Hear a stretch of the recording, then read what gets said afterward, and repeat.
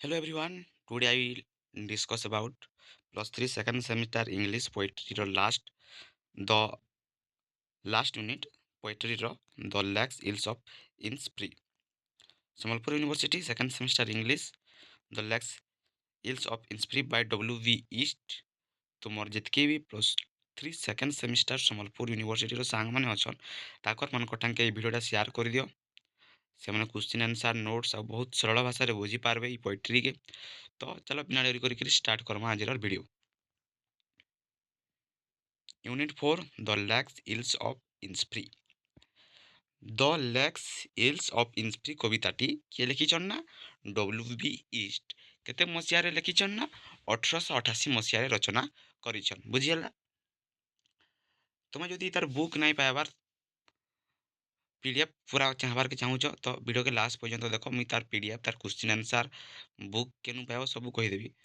तो कवि W.V. East 1888 मसीह रचना करते जेन द लैक इल्स ऑफ इन्स्प्री रचना करते ताहा प्रथमे 1890 मसीह नेशनल ऑब्जर्वर रे प्रकाश पाइथिला। बुझिला से कविताटी प्रथमे 1890 मसीह नेशनल ऑब्जर्वर रे प्रकाश पाइथिला ओ 1892 मसीह the countess Kathleen and various legend and lyrics संग्रह रे पुनः मुद्रित होता से कविताटी। बुझिला देन ताको इस्ट ताको ऑटोबायोग्राफी रे कहिसंती एही कवितारे प्रेरणा से हेनरी डेविड थ्योरिंग को वाल्डेन पुस्तकरू नैथिले। थ्योरी प्रकृति मध्यरे वाल्डेन पोंड पाखरे एकाकी जीवन अनुभव करथिले। इस्ट मध्य इन्स्प्री रे सेहीपरि जीवन काटिबाको चाहुथिले। इन्स्प्री माने आयरलैंड कंट्री सिलिगो रो लॉग हिल रे थिबा एक निर्जन द्वीप। बुझिला इन्स्प्री आयरलैंड रो कंट्री रो सिलिगो रो लॉग गिल रे थिबा एक निर्जन द्वीप सेहीपरि से सेठारे जीवन काटिबाको चाहुथिले। कवि कहउछंती जे इन्स्प्री को जिबे बा से जेन एकाकी एक निर्जन द्वीप सेठाकू जिबे सेठारे से माटी ओ लाटा काठरे गोटे कुटीर बनाइबे गोटे कुड़िया घर बनाइबे 9टी रो लगेइबे जेन रो कलम जेन से रो लगेइबे ओ महू माछी ପାଇଁ ଛତା ରଖିବେ ସେଠାରେ ମହୁମାଛି ପାଇଁ ଛତା ରଖିବେ ସେଠି ଏକାକୀ ପ୍ରକୃତିର ସ୍ୱର ମଧ୍ୟରେ ସେ ବାସ କରିବେ। ସେ କହୁଛନ୍ତି ଶାନ୍ତି ଧୀରେ ଧୀରେ ଆସେ ପ୍ରଭାତୀ ଆଳରେ ଝିଙ୍କାରୀର ସ୍ୱରରେ ମଧ୍ୟରାତ୍ରର ହାଲୁକା ଆଲୋକରେ ଦିନର ଜାମୁନି ରଙ୍ଗର ଚମକରେ ସନ୍ଧ୍ୟାର ପକ୍ଷୀ ଡାଣରେ ସେ ଶାନ୍ତିକୁ ଅନୁଭବ କରିବେ। କ'ଣ କହୁଛନ୍ତି ସେ ଶାନ୍ତି ଧୀରେ ଧୀରେ ଆସେ ପ୍ରଭାତୀ ଆଳରେ ଆସେ ଝିଙ୍କାରୀ ସ୍ୱରରେ ଆସେ ମଧ୍ୟରାତ୍ରର ହାଲୁକା ଆଲୋକରେ ଆସେ ଦିନର ଜାମୁନି ରଙ୍ଗର ଚମକରେ ଆସେ ସନ୍ଧ୍ୟାର ପକ୍ଷୀ ଡାକରେ ଆସେ ପକ୍ଷୀ ଡାଣରେ ଆସେ ଶାନ୍ତିକୁ ସେ ଅନୁଭବ କରିବେ ବୋଲି ସେ କହିଛନ୍ତି। ଲଣ୍ଡନର କୋଳାହଳପୂର୍ଣ୍ଣ ସଡ଼କରେ ଦାଣ୍ଡି ଥିଲେ ମଧ୍ୟ ସେ ହ୍ୟାଟ୍ ସ୍କୋର ମନର ଗଭୀରତାରୁ ଇନ୍ସ୍ପ୍ରିର ହ୍ରଦ ଜଳର ଶବ୍ଦକୁ ଶୁଣିଥାନ୍ତି। ଲଣ୍ଡନର ସେ କୋଳାହଳପୂର୍ଣ୍ଣ ଭିତରେ ବା ସିଟିରେ ଥିଲେ ମଧ୍ୟ ଧାଉଁଡ଼ି ଥିଲେ ମଧ୍ୟ ମନର ଗଭୀରତାରୁ ସେ ଇନ୍ସ୍ପ୍ରି ହ୍ରଦ ଯେନ୍ ଅଛି ସେ ଜଳର ଶବ୍ଦକୁ ଶୁଣିଥାନ୍ତି। ୱାଇଟଲେସ୍ ବୋଲେ ଆମର ମିନିଂ କାଣା ୱାଇଟଲେସ୍ର ବା ଘର ଯେଉଁ କୁଡ଼ିଆ ବନ୍ଧା ଘର ଲଟା ଯେନ୍ ବାଡ଼ି ଯେନ୍ ବାଉଁଶରେ ତିଆରି ଘର। ଗ୍ଲେଡ୍ ବନରେ ଗଛ ବିହୀନ ଖାଲି ସ୍ଥାନ। ଗ୍ଲିମର ହାଲୁକା ଆଲୋକ। ପିସ୍ କମ୍ସ ଡ୍ରପିଂ ସ୍ଲୋ ଶାନ୍ତି କ୍ରମେ ଧୀରେ ଧୀରେ ଆସୁଥାଏ। ନୁନ୍ ଏ ପର୍ପଲ୍ ଗ୍ଲୋ ଧୂପରିର ସୁନ୍ଦର ନରମ ଆଲୋକ ଯେ ରାତିରେ ସେ ଆଲୋକକୁ ସେ ବର୍ଣ୍ଣନା କରିଛନ୍ତି ସେଇ ଭାଷାରେ। ଏହି କବିତାରେ କବି ଇନ୍ସ୍ପ୍ରିକୁ ମନରେ ସ୍ମରଣ କରୁଛନ୍ତି। ସେ ପ୍ରକୃତିର ସରଳ ଜୀବନ ଶାନ୍ତି ପାଇବାକୁ ଆକାଂକ୍ଷା ରଖିଛନ୍ତି। ଇନ୍ସ୍ପ୍ରି ଥିଲା କବିଙ୍କ ଶୈଶବ ସ୍ମୃତିସ୍ଥଳ। ଏହା ସାଧାରଣ କଳ୍ପନାରୁ ବିଶେଷ। ଇନ୍ସ୍ପ୍ରି ପ୍ରକୃତିରେ ପଳାୟନର ସଂକେତ ଜୀବନର କୋଳାହଳର ମୁକ୍ତି ଏହା ପ୍ରତୀକ ମାନବ ମନରେ ଥିବା ଶାନ୍ତିର ସ୍ଥାନ। ଦ ଲ୍ୟାକ୍ସ ଇଲ୍ସ ଅଫ୍ ଇନ୍ସ୍ପ୍ରି କହୁଛି ପ୍ରକୃତି ମାନବ ଜୀବନରେ ଶାନ୍ତି ଓ ସ୍ୱଚ୍ଛତା ଆଣେ ସହରରେ କୋଳାହଳରୁ ପଳାୟନ ପଥ। ଏତ୍କି ଇଣ୍ଟ୍ରୋଡକ୍ସନ୍ ବୁଝିପାରିଲ କବି କବିତାଟି କେନେ ଲେଖିଛନ୍ ଆଉ କବିତା ने କବି କାଣା କହିବାର୍କେ ଚାହୁଁଛନ୍ ଏତ୍କି ବୁଝିପାରିଲ ଇଣ୍ଟ୍ରୋଡକ୍ସନ୍। ତ ଚାଲ ଆମେ ଏଖେନ୍ ଡିସ୍କସନ୍ କର୍ମା ପୋଏଟ୍ରିଟା। I will arise and go now and go to Inspire. ବୁଝ ଆଗଟା ଯଦି ବୁଝିଥିବ ତମେ ପଢ଼ିଲା ବେଲେ ବୁଝିପାରବ ମାନେ ପୋଏଟ୍ରିକେ ରିଡ୍ କଲା ବେଲେ ଦେନ୍ ଆଉ ଥରେ ଆମେ ଓଡ଼ିଆ ତାର ସମାରି କର୍ମା। I will arise and go now and go to Innspree and a small cabin built there of clay and wetlass made. 9 bin row will I have there, a hive for the honey bee, and live alone in the bee loud glade, and I shall have some peace there, for peace come dropping slow, dropping from the vales of the morning to where the cricket sings. There midnights all glimmer, and noon a purple glow, and evening full of the lines swings. I will arise and go now, for always night and day I hear lake water lapping with low sound by the shore, while I stand on the roadway or on the pavements grey, I hear it in the deep heights score. ଯେତେଖନେ କବି ଇନ୍ସଫିରିକେ ଯିବାର୍ ଲାଗି ଯେ ବାହାରିଛନ୍ ସେଠାରେ ଗୋଟେ ସେ ତାଙ୍କର ଛୋଟିଆ ଘରଟେ ହେନେ ତିଆରି କରିଛନ୍। ମହୁମାଛି ଲାଗି ସେ ଛତା ବି ସେଠାରେ ତିଆରି କରିଛନ୍। ଏକଲା ରହିବାର୍ ଲାଗି ସେ ହେନେ ଚାହୁଁଛନ୍। ତା ଦେଖ ସେ କହୁଛନ୍ ମୁଇଁ ଯେତେଖନେ ଉଠିଯିବି ଆଉ ଇନ୍ସଫିରିକୁ ଯିବି ସେଠାରେ ଗୋଟେ ଛୋଟ କୁଟୀର ତିଆରି କରିବି ବୋଲି ସେ କହୁଛନ୍।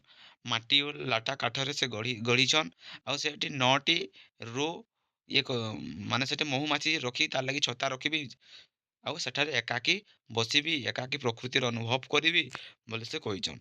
ମହୁମାଛିର ଗୁନଗୁନ ହାଟରେ ଭରିଥିବା ଖୋଳା ପ୍ରାନ୍ତରେ ସେଠାରେ ମୋତେ କେତେ ଶାନ୍ତି ମିଳିବ, କାରଣ ଶାନ୍ତି ଧୀରେ ଧୀରେ ଝରି ଆସେ ପ୍ରଭାତୀ ଆଳରୁ ପଟଳାରୁ ଝରି ଆସେ, ଯେଉଁଠି ଝିଙ୍କାରି ଗାଉଛି, ମଧ୍ୟରାତ୍ରିର ହାଲୁକା ଆଲୋକ, ଜାମୁନି ରଙ୍ଗର ଚମକ ଓ ସନ୍ଧ୍ୟାର ପକ୍ଷୀମାନଙ୍କର ଯୋଉ ତାଙ୍କର ଡେଣା ଯୋଉ ତାଙ୍କର ଡେଣାରେ, ତାପରେ ଯେବେ ମୁଁ ଉଠିଯିବି ଓ ଯିବି, କାରଣ ସଦା ଦିନ ହେଉ କି ରାତି ମୁଁ ଶୁଣୁଛି ହ୍ରଦ ଜଳର ତୀରେ ହାଲୁକା ସ୍ୱରରେ ଟାଳୁଥିବା ଧ୍ୱନି, ସଡ଼କରେ ଧାଡ଼ି ଯୋଉ ଧାଡ଼ି ଧାଇଁ କିମ୍ବା ଧୂସର ପଥରେ ଯାଉଥିଲେ ମଧ୍ୟ ସେଇ ହ୍ରଦର ଶବ୍ଦ ହ୍ରଦର ଶବ୍ଦକୁ ମୁଁ ଶୁଣିପାରେ, ସେ କବିତାରେ କହିଛନ୍। ତ କ୍ୱେଶ୍ଚିନ୍ ଆନ୍ସର୍ ଡିସ୍କସନ୍ କର୍ମା। କବିତାଟେ ଯଦି ବୁଝିନି ତାହେଲେ ତୁମେ ପିଡ଼ିଏଫ୍ଟା ଡାଉନଲୋଡ଼୍ କରି ପକାବ, କେନେ ଡାଉନଲୋଡ଼୍ କରବ ସେଟା କହି ଦଉଛେଁ। ଆଉ ତୁମେ ନିଜେ ଆଉ ଥରେ ରିଡ଼ିଂ କରି ପକାବ। ଏଇ ପିଡ଼ିଏଫ୍ଟା ତୁମେ ପାଇପାରବ ମୋର କମେଣ୍ଟ ସେକ୍ସନ୍ରେ ଲିଙ୍କ୍ ଅଛେ ଆମର ଟେଲିଗ୍ରାମ୍ ଚ୍ୟାନେଲ୍ର। ଟେଲିଗ୍ରାମ୍ ଚ୍ୟାନେଲ୍ରେ ଜଏନ୍ ହେଇଯିବ ଆଣ୍ଡ ଇ ପିଡ଼ିଏଫ୍ଟା ପାଇଯିବ, ଯେନ୍ କ୍ଲାସ୍ ହଉଛେ ପିଡ଼ିଏଫ୍ଟା ତୁମେ ପାଇଯିବ।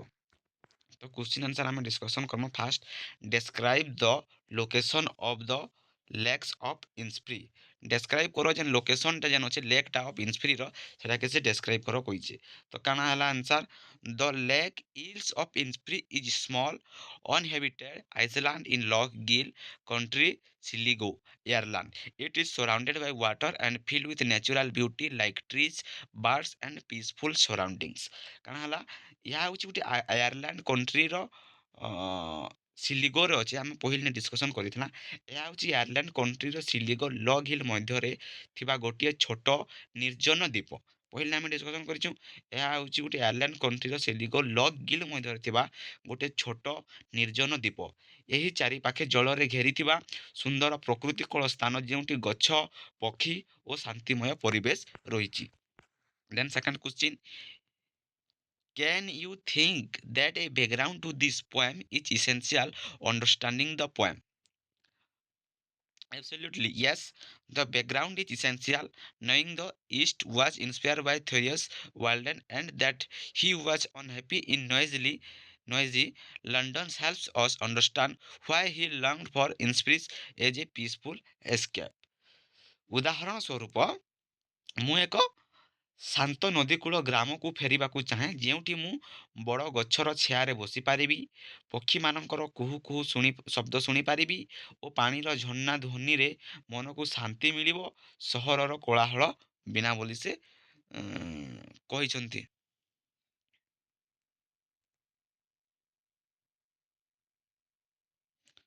ସରି ମୁଇଁ ସେକେଣ୍ଡ ଆନ୍ସର୍ ପଢ଼ବାର୍ ଜାଗାନେ ଥାର୍ଡ଼ ନମ୍ବର ଆନ୍ସର୍ ପଢ଼ିଦେଲି।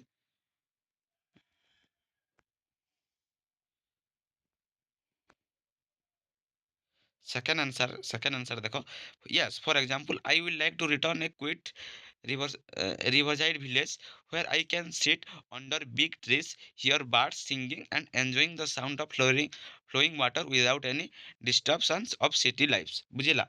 ଉଦାହରଣ ସେ କହିଛନ୍ତି ଶାନ୍ତ ଏବଂ ନଦୀକୂଳ ଗ୍ରାମକୁ ସେ ଫେରି ଯିବାକୁ ଚାହାନ୍ତି, ଯେଉଁଠି ସେ ବଡ଼ ଗଛର ଛାୟାରେ ବସିପାରିବେ, ପକ୍ଷୀମାନଙ୍କର କୁହୁ କୁହୁ ଶବ୍ଦ ଶୁଣିପାରିବେ ଓ ପାଣିର ଝରଣା ଧ୍ୱନିରେ ମନକୁ ଶାନ୍ତି ମିଳିବ ସହରର କୋଳାହଳ ବିନା।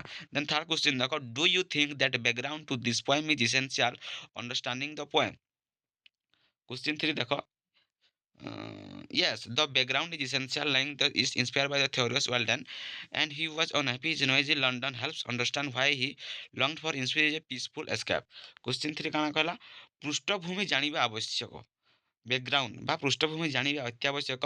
ईस्ट थ्योरीଙ୍କ ୱାଲ୍ଡେନ୍ରୁ ପ୍ରେରଣା ପାଇଥିଲେ ଓ ଲଣ୍ଡନର କୋଳାହଳ ଅସନ୍ତୁଷ୍ଟ ଥିଲେ, ଏହା ଜାଣିଲେ ସେ କାହିଁକି ଇନ୍ସପିରେ ଶାନ୍ତି ଖୋଜୁଥିଲେ ତାହା ସ୍ପଷ୍ଟ ହୁଏ। Question 4, why does the speaker say I will arise and go now, why now, what is the emergency of the situation.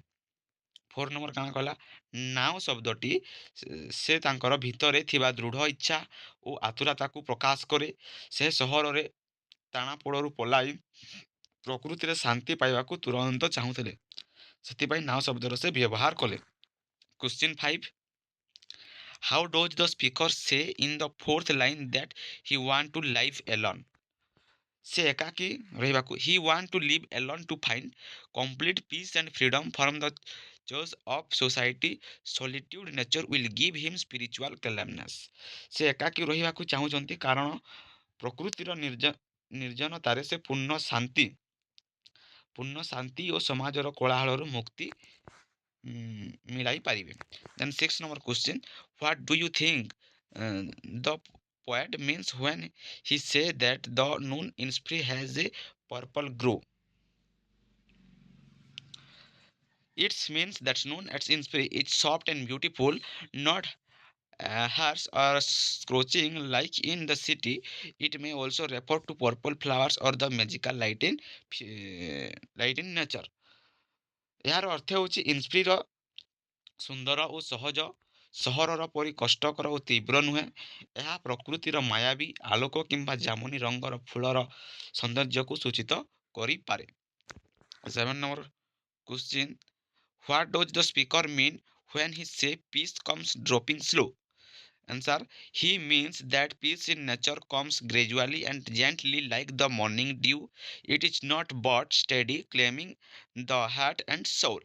Question 7 ର ଆନ୍ସର, ସେ କାଣା କହୁଛନ୍ତି, ସେ କହୁଛନ୍ତି ପ୍ରକୃତିରେ ଶାନ୍ତି ଧୀରେ ଧୀରେ ଆସେ, ପ୍ରଭାତର ଶିଶୁର ବିନ୍ଦୁର ପରି। ଏହା ହଠାତ୍ ନୁହେଁ ବରଂ ଧୀର ଗତିରେ ମନକୁ ଶାନ୍ତ କରେ।